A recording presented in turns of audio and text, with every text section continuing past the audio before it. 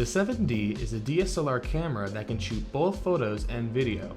It has an interchangeable lens mount that allows for the stock lens to be replaced with one of the lenses included in the separate lens kit. The 7D requires CF cards rather than SD cards in order to record. The 7D is capable of shooting video at 480p, 720p, and 1080p, but at different frame rates. The video is recorded while the camera's LCD screen is active, providing a larger view of the shot. Recording with the 7D's internal microphone is not recommended. Make sure to use the included H4n recorder and wireless mic kit. The camera itself is supposed to go in the middle zipper Velcro compartment alongside the headphones, white balance card, slate, marker, lens caps, lens cleaner, and the wireless transmitter, mic plug-in, and receiver. Above the compartment are two clear pockets. The left, smaller pocket is where the lav mic, XLR adapter, and 1/8 inch to receiver wire go.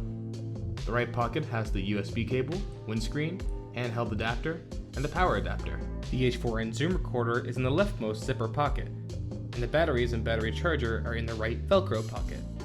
For more information, stop by the TSW in person, or check out any of our other videos on our YouTube channel.